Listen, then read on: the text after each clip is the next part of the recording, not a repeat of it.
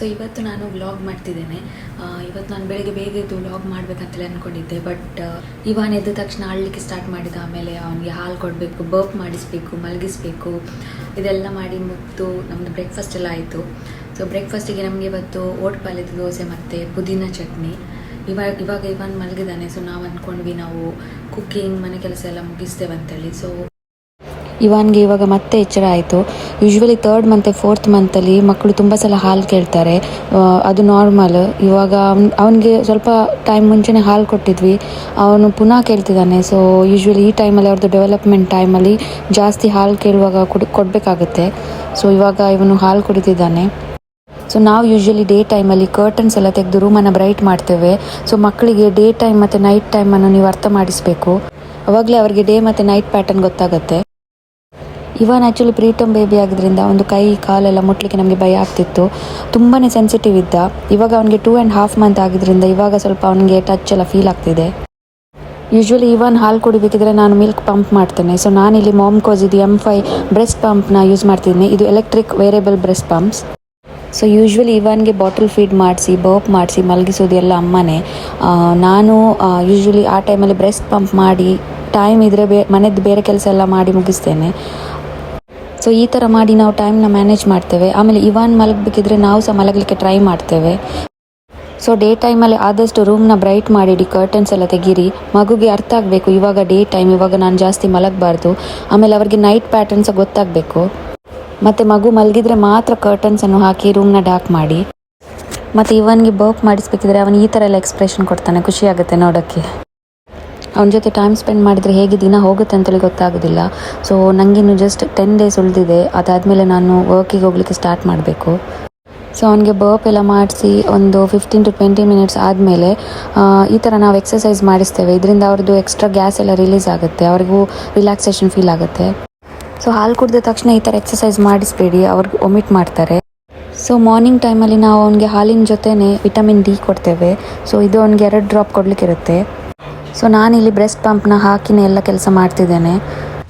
So ನಂದು breast pump ಎಲ್ಲ ಆದಮೇಲೆ ಹೀಗೆ ಇವಾನಿದ್ದು ತುಂಬ ಬಟ್ಟೆ ಇತ್ತು, ಆಮೇಲೆ ನಮ್ಮದು ಸಹ ಕೆಲವು ಬಟ್ಟೆ ಇತ್ತು, ಅದನ್ನೆಲ್ಲ ನಾನು ವಾಶಿಗೆ ಹಾಕಿದ್ದೆ. ಇವಾಗ ಅದನ್ನೆಲ್ಲ ನಾನು ಒಣಗಲಿಕ್ಕೆ ಹಾಕ್ತಿದ್ದೇನೆ. ಇವಾಗ ದುಬೈಯಲ್ಲಿ ತುಂಬ ಅಂದರೆ ತುಂಬ ಸೆಕೆ. ಇವಾಗ ಟೆಂಪ್ರೇಚರ್ ಇಲ್ಲಿ 50 ಡಿಗ್ರಿ ಅಬವ್ ಇರುತ್ತೆ. ಸೊ ನೀವು ಇವಾಗ ದುಬೈದು ಟ್ರಿಪ್ ಎಲ್ಲ ಪ್ಲ್ಯಾನ್ ಮಾಡಿದರೆ ಅದನ್ನೆಲ್ಲ ಕ್ಯಾನ್ಸಲ್ ಮಾಡಿ, ಇವಾಗ ಬರೋದು ವರ್ತೆ ಅಲ್ಲ. ನಾವಂತೂ ಮನೆಯಿಂದ ಹೊರಗಡೆ ಹೋಗೋದೇ ಇಲ್ಲ.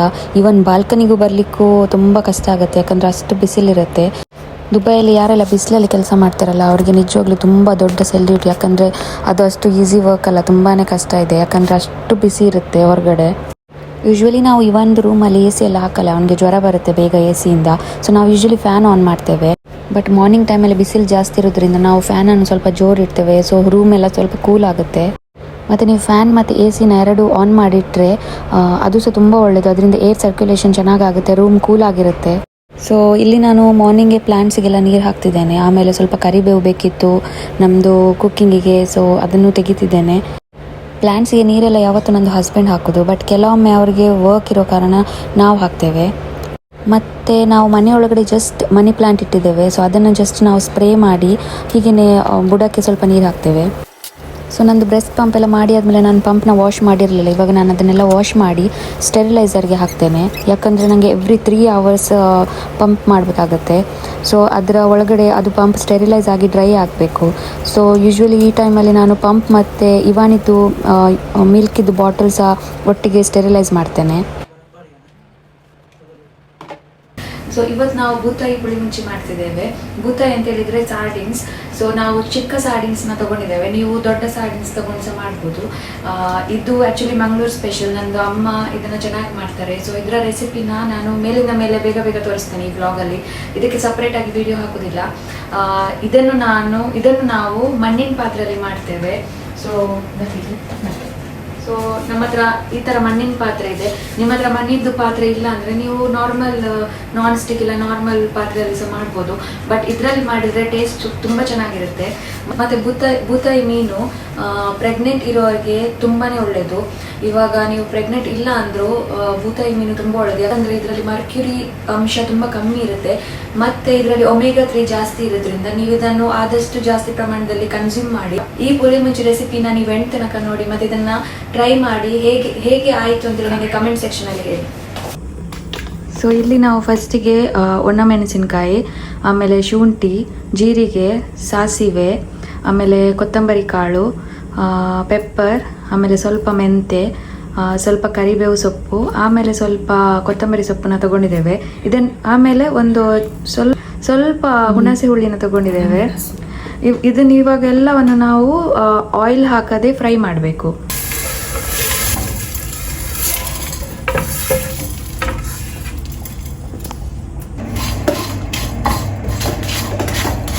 ಇದನ್ನ ಈ ಥರ ಚೆನ್ನಾಗಿ ಫ್ರೈ ಮಾಡಿ.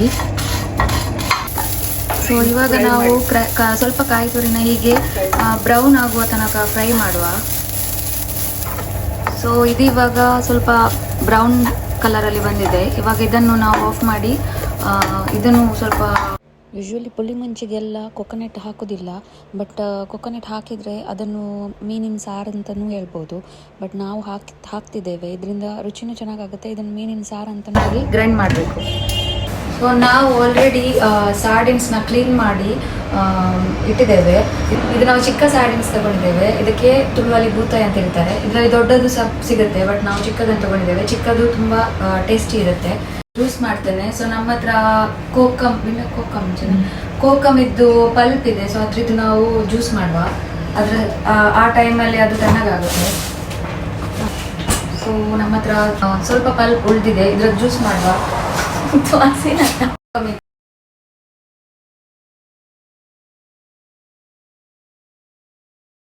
ಕೋಕಮ್ ಇದು ಜ್ಯೂಸ್ ಆಕ್ಚುಲಿ ಪಿತ್ತಕ್ಕೆಲ್ಲ ತುಂಬಾ ಒಳ್ಳೆಯದು.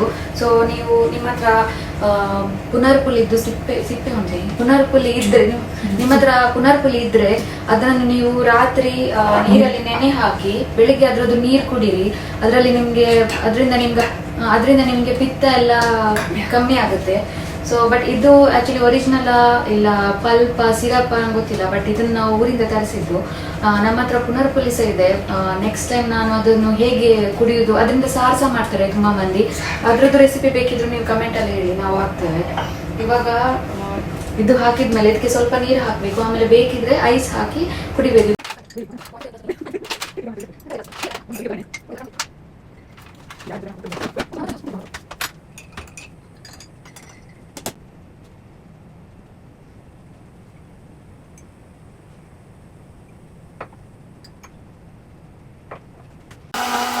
ಮಸಾಲೆ ಎಲ್ಲ ತಣ್ಣಗಾದ್ಮೇಲೆ ನಾವು ಈ ಥರ ಗ್ರೈಂಡ್ ಮಾಡಬೇಕು. ಸೊ ನಮ್ಮದು ಗ್ರೈಂಡ್ ಎಲ್ಲ ಮಾಡಿ ಆದಮೇಲೆ ಫಸ್ಟಿಗೆ ನಾವು ಮಣ್ಣಿನ ಪಾತ್ರೆ ತಗೊಂಡು ಅದಕ್ಕೆ ಸ್ವಲ್ಪ ತೆಂಗಿನೆಣ್ಣೆ ಹಾಕಿ ಇವಾಗ ನೀರುಳ್ಳಿನ ಹಾಕ್ತಿದ್ದೇವೆ. ಸೊ ಈ ನೀರುಳ್ಳಿ ಚೆನ್ನಾಗಿ ಫ್ರೈ ಆಗಬೇಕು.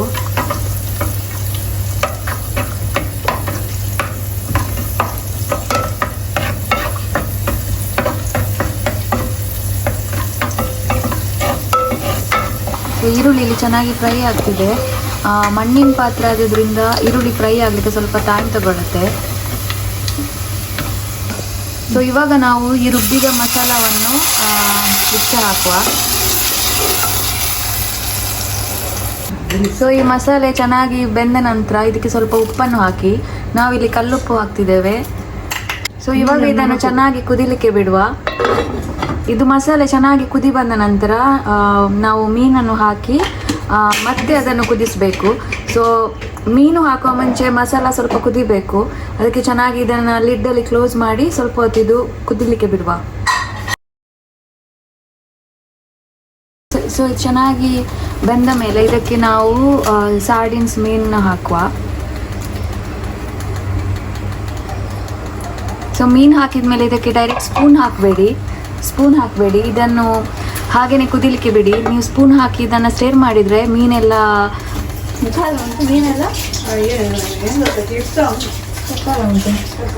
ಸೊ ಮೀನೆಲ್ಲ ಕಟ್ ಆಗುತ್ತೆ. ಸೊ ಇದನ್ನು ನೀವು ಈ ಥರ ಮಿಕ್ಸ್ ಮಾಡಬೇಕು, ಸ್ಪೂನ್ ಹಾಕಿ ಮಿಕ್ಸ್ ಮಾಡಬೇಡಿ. ಸೊ ಇವಾಗ ಟೇಸ್ಟಿಯಾದ ಬೂತಾಯಿ ಪುಳಿ ಮುಂಚಿ ರೆಡಿ. ಖಂಡಿತವಾಗ್ಲೂ ನೀವು ಇದನ್ನು ಟ್ರೈ ಮಾಡಿ ಹೇಗೆ ಆಯಿತು ಅಂತೇಳಿ ಕಮೆಂಟ್ ಸೆಕ್ಷನಲ್ಲಿ ಹೇಳಿ.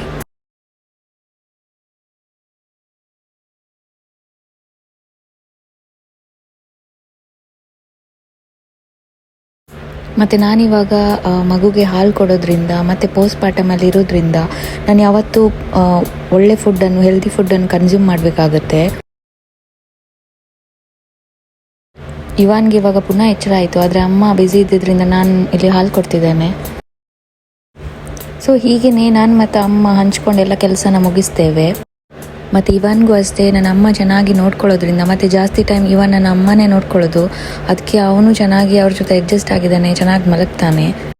ನಾನು ಆಲ್ರೆಡಿ ಹೇಳಿದ ಹಾಗೆ ನಂದು ಲೆಫ್ಟ್ ಬ್ರೆಸ್ಟಲ್ಲಿ ಮಸ್ಟೈಟಿಸ್ ಅನ್ನೋ ಇನ್ಫೆಕ್ಷನ್ ಇರೋ ಕಾರಣ ನನಗೆ ಬ್ರೆಸ್ಟ್ ಫೀಡ್ ಮಾಡಲಿಕ್ಕೆ ಆಗೋದಿಲ್ಲ.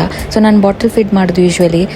ಅವನಿಗೆ ಹಾಲು ಕುಡಿಸ್ಬೇಕಿದ್ರೆ ನಾವು ಆದಷ್ಟು ಅವನ ಜೊತೆ ಆಟ ಆಡಿಕೊಂಡು ಮಾತಾಡಿಕೊಂಡು ಬಾಟಲ್ ಫೀಡ್ ಮಾಡ್ತೇವೆ. ಇದರಿಂದ ಅವನು ಡಿಸ್ಟ್ರ್ಯಾಕ್ಟ್ ಆಗಲ್ಲ. ಸೊ ಅಮ್ಮ ಅವನಿಗೆ ಬಾಟಲ್ ಫೀಡ್ ಮಾಡಬೇಕಿದ್ರೆ ನಾನು ಯೂಶ್ವಲಿ ಪಾತ್ರೆನೆಲ್ಲ ತೊಳಿತಿದ್ದೇನೆ. ಸೊ ಹೀಗೆ ನಾವು ಶೇರ್ ಮಾಡ್ಕೊಂಡು ಕೆಲಸ ಮಾಡೋದ್ರಿಂದ ಬೇಗ ಕೆಲಸನೂ ಆಗುತ್ತೆ, ಆಮೇಲೆ ನಮಗೂ ಬೇಗ ರೆಸ್ಟು ಸಿಗುತ್ತೆ. ಸೊ ನಾವು ಡೈಲಿ ಒಂದು ರೂಟೀನ್ನ ಫಿಕ್ಸ್ ಮಾಡಿರ್ತೇವೆ. ಅಮ್ಮನೇ ಬೆಳಗ್ಗೆ ಬ್ರೇಕ್ಫಾಸ್ಟ್ ಮಾಡ್ತಾರೆ, ಆವಾಗ ನಾನು ಬ್ರೆಸ್ಟ್ ಪಂಪ್ ಮಾಡ್ತೇನೆ. ಅದಾದಮೇಲೆ ಅಮ್ಮ ರೆಸ್ಟ್ ಮಾಡಬೇಕಿದ್ರೆ ನಾನು ಪಾತ್ರೆನೆಲ್ಲ ತೊಳಿತೇನೆ. ಇವಾಗ ಇವಾನ್ ಎದ್ರೆ ಅಮ್ಮನೇ ಇವನ್ನ ನೋಡ್ಕೊಳ್ಳೋದು. ಮತ್ತು ಅಮ್ಮ ಇವನ್ನ ನೋಡ್ಕೊಳ್ಬೇಕಿದ್ರೆ ಬೇರೆ ಮನೆ ಕೆಲಸ ಇದ್ದರೆ ಮನೆ ಕೆಲಸ ಎಲ್ಲ ನಾನು ಮುಗಿಸ್ತೇನೆ. ಸೊ ಇದೇ ಥರ ನಾವು ಡೈಲಿ ಮಾಡ್ತೇವೆ. ಮತ್ತು ಸಂಜೆ ನಾವು ಇವನ್ನ ಸ್ನಾನ ಮಾಡಿಸೋದು. ಇವಾಗ ನಂದು ಸಿಸೇರಿಯನ್ ಆಗಿ 40 ಡೇಸ್ ತನಕ ನಾನು ಕಂಪ್ಲೀಟಾಗಿ ರೆಸ್ಟ್ ತೊಗೊಂಡಿದ್ದೆ. 40 ಡೇಸ್ ಆದಮೇಲೆ ನಾನು ಈ ಕೆಲಸನೆಲ್ಲ ಮಾಡ್ತಿದ್ದೇನೆ. ಸೊ 40 ಡೇಸ್ ತನಕ ನೀವು ಏನು ಕೆಲಸ ಮಾಡಲಿಕ್ಕಿರೋದಿಲ್ಲ, ರೆಸ್ಟ್ ತೊಗೋಬೇಕಾಗುತ್ತೆ. ಇನ್ನು ಸ್ವಲ್ಪ ದಿನದಲ್ಲೇ ನಾನು ವರ್ಕಿಗೆ ಹೋಗೋದ್ರಿಂದ ಇದೇ ಪ್ಯಾಟರ್ನ್ ನಾವಿವಾಗ ಅಡ್ಜಸ್ಟ್ ಮಾಡ್ತಿದ್ದೇವೆ. ಸೊ ಮಾರ್ನಿಂಗಿದ್ದು ವಿಟಮಿನ್ ಡಿ ಡ್ರಾಪ್ಸ್ ಆದಮೇಲೆ ಇವನಿಗೆ ನಾವು ಐರನಿದ್ದು ಡ್ರಾಪ್ಸ್ ಕೊಡಲಿಕ್ಕಿರುತ್ತೆ. ಇದು ಆಲ್ಮೋಸ್ಟ್ 1 ml ತನಕ ಕೊಡಲಿಕ್ಕಿರುತ್ತೆ. ಸೊ ಐರನಿದ್ದು ಡ್ರಾಪ್ಸ್ನ ಯಾವತ್ತೂ ನಾವು ಮಿಲ್ಕ್ ಜೊತೆ ಮಿಕ್ಸ್ ಮಾಡಿ ಕೊಡೋ ಹಾಗಿಲ್ಲ, ಅದಕ್ಕೆ ಒಂದು ಅರ್ಧ ಗಂಟೆ ಗ್ಯಾಪ್ ಇರಬೇಕು. ಈ ವಿಡಿಯೋನ ನಾನು ಇಲ್ಲಿಗೆ ಎಂಡ್ ಮಾಡ್ತಿದ್ದೇನೆ. ಇದು ನಂದು ಡೈಲಿ ರೂಟೀನ್. ನಿಮಗೆ ಈ ವಿಡಿಯೋ ಇಷ್ಟ ಆದರೆ ಪ್ಲೀಸ್ ಈ ವಿಡಿಯೋಗೆ ಒಂದು ಲೈಕ್ ಕೊಡಿ, ಕಮೆಂಟ್ ಮಾಡಿ, ಆದಷ್ಟು ನಿಮ್ಮ ಫ್ಯಾಮಿಲಿ ಮತ್ತು ಫ್ರೆಂಡ್ಸ್ ಜೊತೆ ಈ ವಿಡಿಯೋನ ಶೇರ್ ಮಾಡಿ. ನಾನು ನಿಮಗೆ ಸಿಗ್ತೇನೆ ನೆಕ್ಸ್ಟ್ ವಿಡಿಯೋ ಜೊತೆ. ಅಲ್ಲಿ ತನಕ take care, bye and thanks for watching.